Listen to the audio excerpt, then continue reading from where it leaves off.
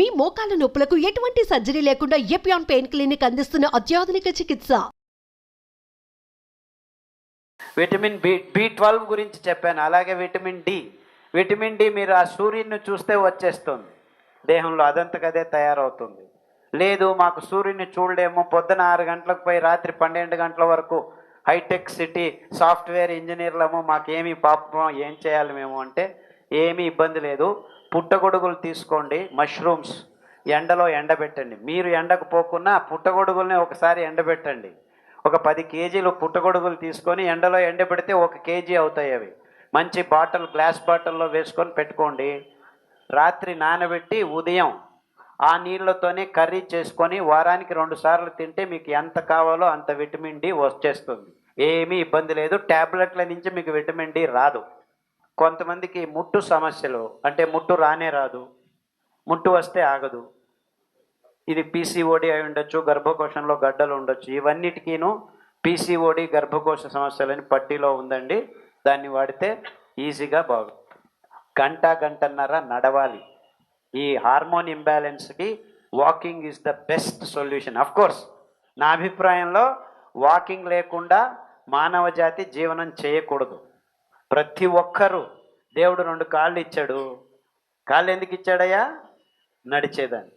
So ప్రతి ఒక్కరూ ఉదయం ఆ సూర్యభగవానుడు లేస్తున్నప్పుడే, అంతకుముందే ఒక 15 నిమిషాల ముందు లేచి నడిచారంటే అన్ని పనులు సరాగంగా జరుగుతాయి రోజు మీకు. So everyday get up, walk when the sun is rising, and if possible walk in the evening when the sun is setting. Best times to walk. Expose your self to this wonderful aspect of nature. ప్రకృతికి దగ్గరగా రావటం అంటే మొదటి కార్యం ఏమిటంటే ఆ ఉదయిస్తున్న సూర్యుడిని, అస్తమిస్తున్న in fact జీవనాధారం మొత్తం ప్రపంచంలో ఆ సూర్యుని శక్తే. అక్కడి నుంచే చెట్లు గ్లూకోజ్ని తయారు చేసేది. సో అద్భుతమైన కార్యం అది.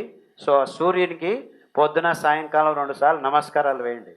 హెచ్ఐవి, హెపటైటిస్ బి, ఎస్ఎల్ఈ ఇలాంటి రోగ నిరోధక శక్తిని కోపలుకుంటూ మన దేహంలోకి వైరస్లు రావటం చాలా సులభంగా బాగు చేసుకోవచ్చు. ఆ 7 కషాయాలు ఉన్నాయి. దానికి తోడు ఉదర సంబంధం లేకపోతే యకృత్తుకు సంబంధమైనవి లివరు, కిడ్నీ అలాంటివి పట్టీలో రాశాము.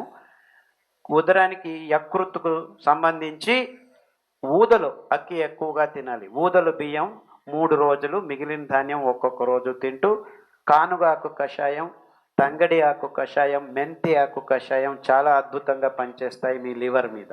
ఆ డెంట్ ప్రాబ్లమ్స్ మీరు టూత్ పేస్ట్, బ్రష్ తీసేస్తే మీ దేహం నుంచి 90% పళ్ళ ప్రాబ్లమ్స్ అన్నీ సాల్వ్ అయిపోతాయి. కావాల్సింది మీరు బొగ్గు పొడి, కొద్దిగా ఉప్పు. 1 కేజీ బొగ్గు పొడికి 15 గ్రాముల నుంచి 25 గ్రాముల ఉప్పు, 1 లవంగం వేసి పొడి చేసి పెట్టుకోండి. ఇంటిల్లిపాది 6 నెలలు ఆ పొడిని వేసుకొని మీ వేళ్లతో మర్దనం చేయండి మీ చిగుళ్ళను. 3 వారాల్లో మీ ప్రాబ్లమ్స్ అన్నీ దూరం అయిపోతాయి. అంతే, ఇంకేమీ లేదు. ఏ బొగ్గు అయినా సరే మీరే తయారు చేసుకోవచ్చు. టెంకాయ చిప్పు ఉంది కదా, దాన్ని మంట పెట్టండి. బాగా ఎర్రగా అయినప్పుడు నీళ్లు వేస్తే బొగ్గు తయారవుతుంది.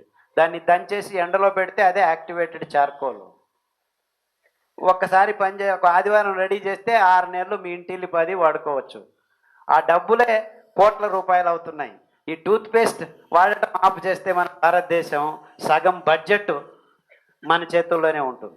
ఎర్ర ఆముదం ఉంది, తెల్ల ఆముదం ఉంది. కషాయం అంటే ఆముదపు గింజల నుంచి కాదు, ఆ ఆకుల కషాయం.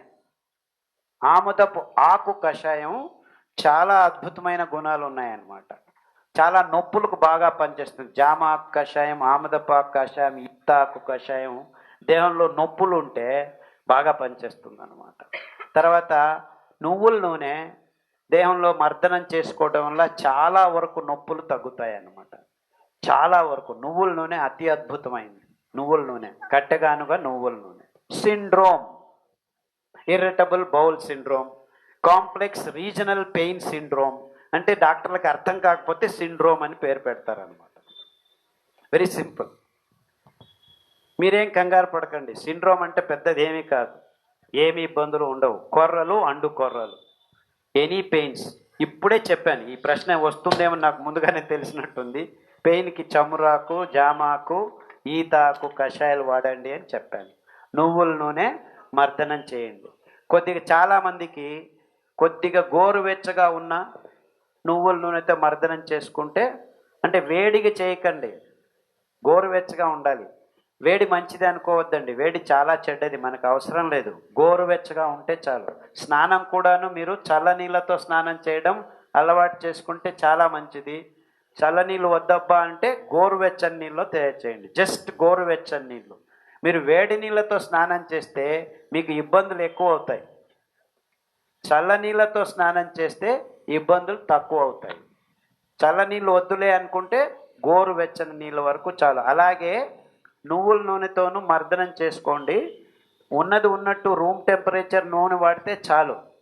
లేదు కొద్దిగా వేడిగా తగిలితే మా చర్మం మీద బాగుంటుంది అనిపిస్తే గోరువెచ్చగా మాత్రం చేసుకోండి. పుస్తకంలో ఉంది.